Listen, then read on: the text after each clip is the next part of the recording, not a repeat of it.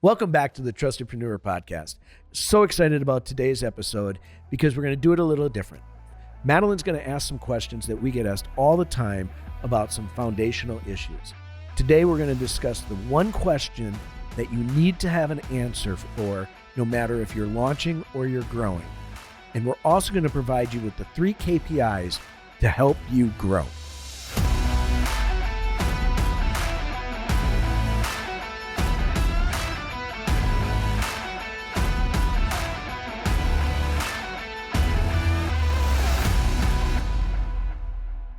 Today, David, we are going to get into some really juicy topics and questions. We're going to do some of a different type of podcast. Okay, it's going to be some questions that our audience have asked, and I thought it would be a good opportunity for us to address it together here. And it's going to be kind of surrounding about, capacity and profits, frameworks, and foundational work. And if you're open to that, we can go ahead and jump in. I am open to it. I don't know the questions, so let's go. Ooh, let's get to work. Okay. So I wrote them here. So the first question, this is more about formulas, okay, and how to do certain things. So most entrepreneurs, number one, most entrepreneurs start with branding or marketing. But you always, and we always have this back and forth, you always start with the math. Why is reverse engineering revenue the first move for you? Walk us through that. Yeah, so I'm going to rephrase a little bit, if you don't mind. No, I don't mind. I don't really reverse engineer revenue first. Mm-hmm. The most important number, in my opinion, on any business is understanding what a unit costs. And I'm going to define it because people are thinking, well, if you sell widgets, you want to know how much that costs. I was just about to ask you. Walk me through that. That's not one. what I'm referring to. What I'm talking about is how much does it cost for you or the business to deliver the product or service? Mm-hmm. So what goes into that is, let's say, for example, you have 2 employees. Okay. And those employees are making $5,000 per month with taxes and everything in there, just to make it simple because I can do the math quickly in my head. Then what equipment do they need in order to deliver that product or service? Mm-hmm. And let's just, for simple numbers, let's just say that's $4,000 a month. Okay. Per person? No, just that's $4,000 a Okay. month. And we're not really going to be talking about all operating inventory costs and things like that because we don't have sales yet. Okay. So in this scenario, let's just say there's another $1,000 in deliverable expense, right? So just to to deliver be clear, the product. Yeah, just to be clear, I want to make sure, is this a brand new business or is this an existing business that we're consulting? Great question. Okay. It doesn't matter. It doesn't matter. Good. But if you're starting a business, this is why I always say business is about math. All other things will come in as they're supposed to. Because where most businesses make the mistake is they come out already thinking, I know what it's going to take to be successful. Okay. From an economics perspective. And so when you do the unit cost calculation, it's really important because now you take your math and you say, okay, so those numbers added up to $15,000. I want to sell my product for $100. So just to cover the operational cost, I'd need 150 transactions. Okay. Just to cover the $15,000 it costs to just be able to deliver the product. So you need 150 people buying from you. In that scenario, right? Or 150 of those transactions. Okay. Right? To cover that cost, right? Now, we're really not talking about profit yet. We're not talking about anything at this point. And why I start with the math is because what people fail to do is protect their business right up front. Mm. So how does one protect the business right up front? So when you're doing your calculation, and you notice how we haven't even started talking about capacity, but we're going to get into that at some point because it plays a role. But in this scenario, let's just, and we can alter the numbers a little bit if it makes it easier, and it might make it easier, right? But again, let's say you have 200 transactions, and that's your target. Your target is I'm going to do 200 transactions at $100 per transaction. Okay, that's going to be $20,000. Correct. Right. So now, part of the math to really understand what you can afford to do other things with comes in, and I'm using very simple numbers just to make this easy. And people are going, well, that's not enough. Well, then you already will know something, but it's just easy math for me. So that $20,000, the first thing you should always do is already project that you're going to pull 10% of that gross revenue out. Right? So you're going to minus 10% of the 20 grand? Of the 20 grand. So that's $2,000. So right off the bat, you're down to 18. Right. Which in our formula that we were just using, that means you have $3,000 left. Right? So what we didn't build into this model was like, what's rent? What's all this stuff if they have that? Hold that thought for a minute. The 10%, what is this supposed to be doing, and where should we be putting that money? So if your revenue comes in at that 10% should be going to your bank account for the business. To do what? Protect yourself from a slow month. Protect yourself from a standpoint is, am I building up enough if I want to invest in growth? Right? That's what so a lot important. of people do is they don't think about this first. So real example for us, when we had the fitness studio, right? We knew our entry mark, we knew our rent. And the reason I didn't put rent in the first one was because not every business has a rent.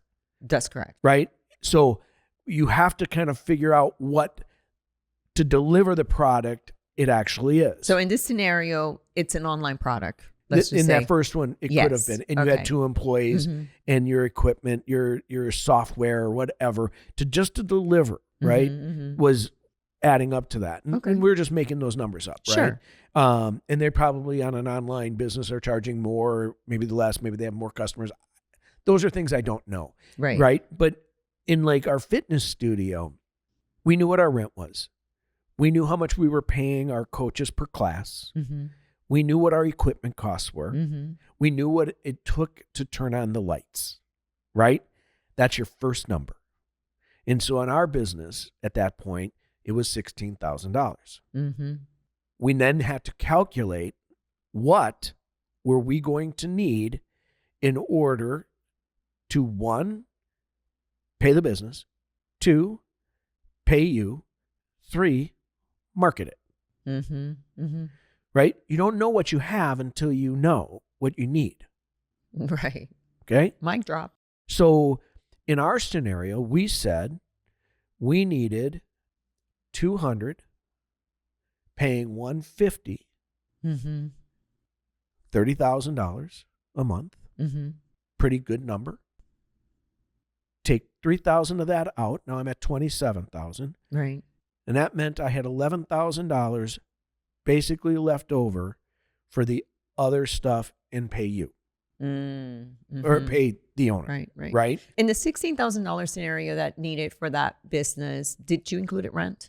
Yes, that one, because that was actually our business. Right. No, I get it. Yeah. So if you have that cost, that's why, depending on what it is, right? But so you look at the things that it costs to deliver the product, not necessarily because there's a cost of goods sold for the product, right? So now that's all part of your revenue, but you still need to know what that looks like if there's an actual physical product, and then you would have to bake that into your calculation.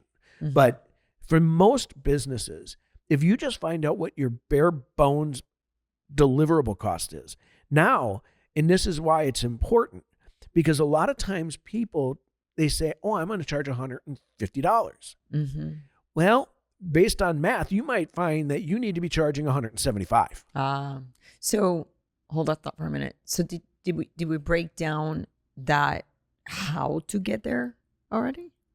How to get to what? To the pricing. Well, you kind of have to, this is where you're reverse engineering. Okay. So now you're coming in and saying, how much do I want to make?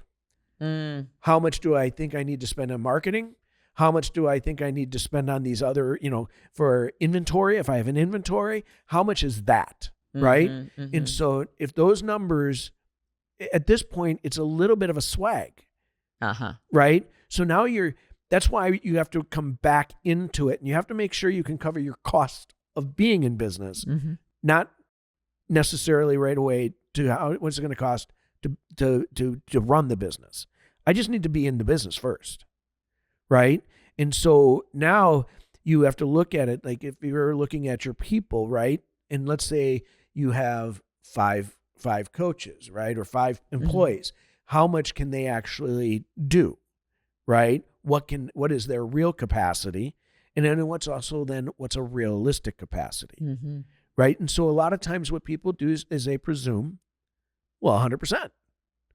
Is that a real number, or is that a dream? A miracle number, you mean? I didn't want to use the word miracle today. Well, because that's the stretch number, right? That's the ideal. I mean, that's the perfect world. And so what is that number for you? When I'm modeling, depending on the business, I usually build my capacity model at around 70, depending on the product, to 80%. Is that a safe number for you, or is that one that you have thought through that you can apply to everything? Or I've used that model in almost every business we've been involved in. Yeah. So yes, and you're a pretty conservative guy. Yes, I and know yes. that. Yeah. Well, That's why I love letting you handle the money, because I know that you always some way somehow figure out that there is a cushion. There's like somewhere I know I have money put away, right, but I don't know about it. Well, and that's the beauty of it, right? So if you crest over that, but if you can run your business at a 70% capacity, think about your growth. Think about now it's how do I fill that capacity? And I remember we were working with one of our franchisees, and he's like, well, these numbers don't work. And I kept asking him the same question. Well, can you just tell me what it costs to be open? And he's like, well, but I have all these other. I said, didn't ask that question yet. I just want to know what it costs to be open. What's your rent? What's your count on here, right? For your employee count. How many hours are you open? What's that real investment looking like, right? Because now you can start looking at the efficiencies. Now you look at everything that affects the business. That's why I start with, what does it cost to just open the door, to turn on the lights? You have no sales. What does that cost? Because you're going to have good months, you're going to have bad months, you're going to have good years, and you're going to have bad years.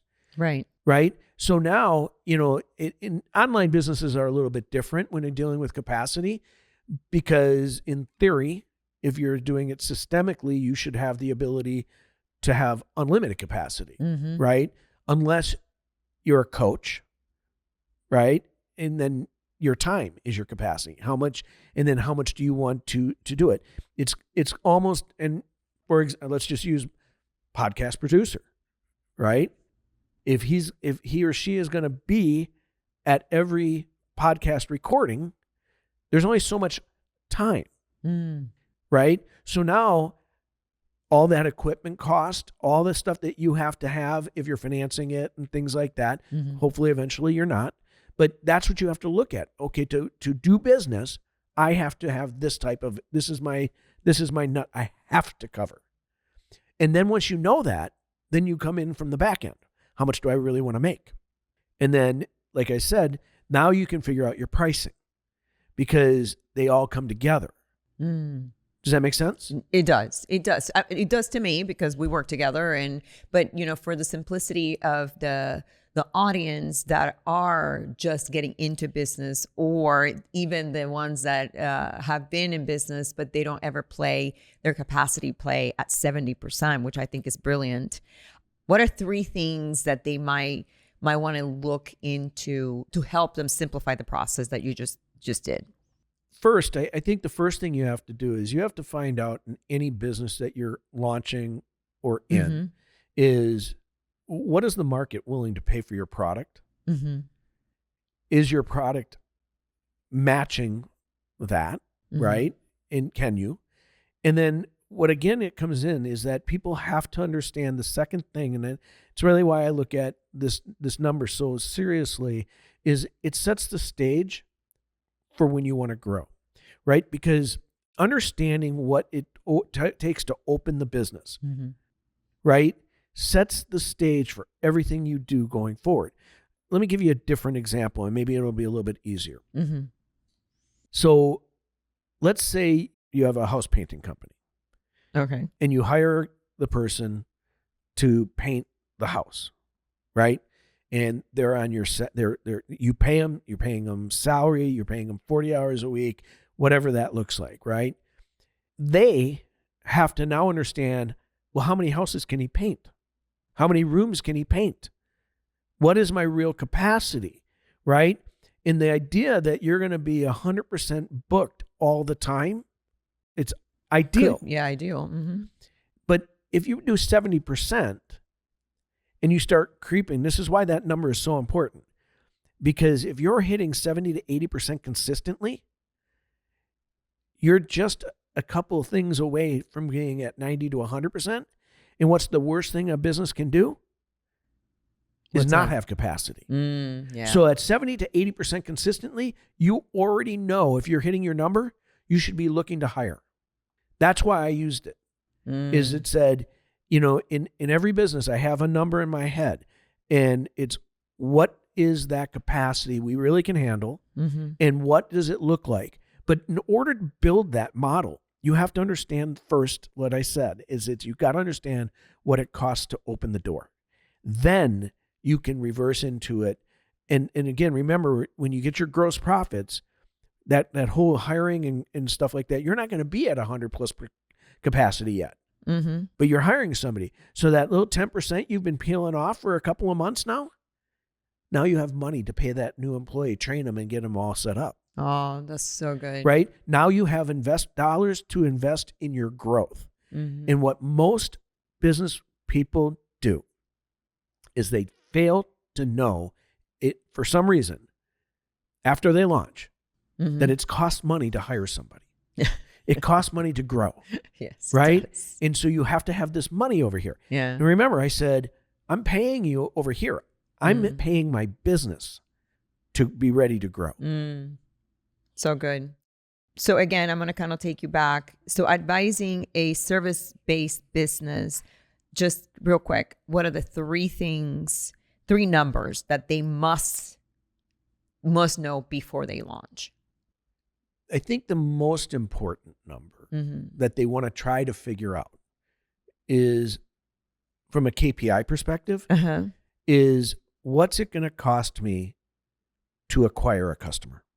Customer acquisition? Yeah. Okay. What's the other one? I think the next number is, again, if it's a service-based business that has the opportunity to have repeat customers, what is a realistic target for repeat transactions? Everybody has churn. And so simultaneously, what you're really looking at is, what is your real retention rate? So one would be the customer acquisition. Is it retention rate or real target for repeat transactions? Well, I think they kind of come together, right? Okay. So ultimately what you're calculating is your retention rate. Okay. Right? And you have to have that as a KPI. Yes. And so it's got to be a target. And then and nobody has KPIs. I don't know why. They're so great. I think, I don't want to go away from the third one, but I think the reason why a lot of people don't have KPIs is because a lot of new business owners did not have the training. They just said, I want to be in business for myself. Yeah. We believe in KPIs because we came from a corporate culture. Right. That's where we learned from it, right? Or learned for about sure. it. But I think a lot of times, people think KPIs are the same as goals, Mm. but goals are goals. KPIs are key performance indicators, Mm-hmm. right? That actually have something to do with hitting the goal. Yes. It's like scaling and growing, Or grow scale. But or vice versa. yeah. But again, the KPI is the one that's going to get you to the goal. Right. No, I agree. I agree with that. On the third one, which one would you say? So I think the third really is, and this isn't as much, I think you have to look at expense lines that are more than 10% of your gross. Oh, what a great segue, because the next question is about obsession with top line versus bottom line. Yeah. Can you put a little color into that? Well, the quickest color I can put into that, and I love that, because you know what happens, Madeline, is, and it's so funny because people will say this, hey, how's business? And they'll answer, oh yeah, we had a great year. We grossed $500,000 last year. Mm. And then I always ask, as a consultant and a strategist, how much did you make? What did they answer? I'm curious. Well, each person is different, but gross sales are important. I'm never going to say they're not important. So what is that, the bottom line or the top line? That's the top line. Yes and no. And the reason why the bottom line is important is it's just like if you're working a W-2 job. Hmm. You don't get to spend your gross paycheck. You can only spend your net. That's right. Oh my God. We have a daughter that is obsessed with her net. And I love that though, because she does not spend money that she doesn't have. So when, somebody asks you, how much money do you make a year? Or, on an application, they'll say gross. Yeah, $100,000 gross. Right. But she says, no, I make X. And she always quotes the net. Right. It's like, what does the zero in your bank account mean?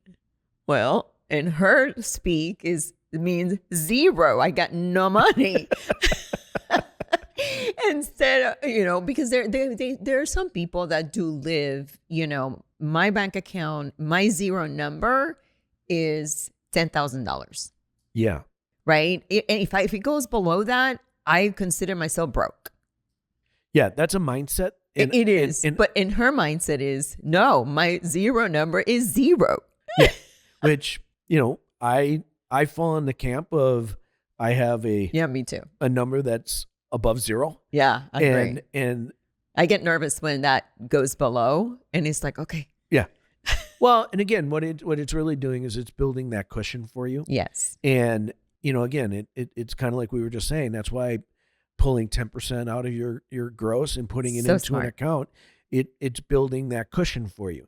Now, the challenge with that, though, is if you're an optic person, you say, well, look, I got this money, I can go spend it. Mm. So the mindset is whatever the number is actually zero. Yeah, you should forget about that 10%. So really. This is a true story. When I was just starting out in life, I was working, obviously, for a company, and I literally would take, all right, this is dating myself, I had a checkbook ledger. You should consider one of the OGs. Yes. And what I would do on that checkbook ledger is, like, if I saw that I was like ahead, like meaning I wasn't spending as much, yeah, I would take and deduct $100 or whatever it was. I was like, hey, this is like, 5 days before pay period, God, I got a little extra cash. I'm just going to sweep that. I didn't put it anywhere. I just deducted it. And you always asked, how did I start saving? Yeah. When I got into the corporate world and started really working, that was kind of my trick to myself. And I remember my best friend at the time would say, but the money's in your account. And I said, Yeah, but it's not on the check. It's not on the ledger. Because you were disciplined enough. My mind was, that's my real number. Yeah. And so it was funny because then, like, if I really wanted to go buy something that was a little bit, I was already building this nest egg. Yeah. And then I got really smart and I started putting it in another account. But that was a little bit more advanced technology at that point. I actually went into the account and transferred it. But I've always done that. I think businesses need to do that, right? Because you don't, if you look at your net income before taxes, that's truly, I mean, if you can project your taxes, that's great. And there are formulas to do that. But, if you look at what your net is, then you really kind of know what you really have. And then you really know, how much did I really make? How much what do I want to do with that from a business perspective? And when you talk gross and you have employees, your employees get paid out of the gross. So you didn't make the $500,000. Right. It ultimately is your net. And so that's why I kind of chuckle when somebody tells me that. And I say, but then that's when I ask them, but how much did you make? Well, I made $500,000. Well, no. Yeah. How much did you actually put in your bank account? Yeah. That's a real number for a business. And I think more businesses, and I think just in general, people need to look at that strategy because, you go to buy a car, they just ask you how much your gross check is, right? Yeah. And it's amazing. You can calculate really good big payments based on gross. Yeah, because what they do, they have a formula on that, right? Yeah. They have a debt to income ratio based on gross income. Yeah. And it's different. That's right. Because I remember in the finance industry when we were there, I remember qualifying personal loans. I think it was 45% net and 50% or 51% gross. Yeah. So it was like a 5 to 10%, kind of wiggle room just to account for utilities and unexpected situations. They do come up. Absolutely. So it's the same thing with business. Exactly. It is. And it's so funny because most people do not translate that concept of your budget, your household budget into your business. They think that they have this infinite budget over here and then no other numbers because they focus on the gross number. Yeah. And if they're already paying themselves, they can kind of do that a little bit. But your business still needs capital. Yes. And that's what people have to understand, right? And, not to get into different things, right? There's some concepts and types of entities that you want to sweep all your money out at the end of the year. Sure. That's more of a tax thing. And that's a tax thing. Yeah. But at the end of the day, the most important thing is working with real numbers, the gross sales are real, but the real number is your net. Right. Well, awesome. It's been a great conversation, David. Foundational work in your business. What I took away from here was that branding and marketing is in the first focus. A lot of people get in the weeds with the logos and the colors and things like that. But most important thing is that the math is key here. The second thing that I took away from this is that customer acquisition, retention, and that 10%, it's critical, when it comes to any service-based service business. And then the difference between top line and bottom line, understanding that we don't pay bills with the gross, we pay bills with the net, translation, top versus bottom.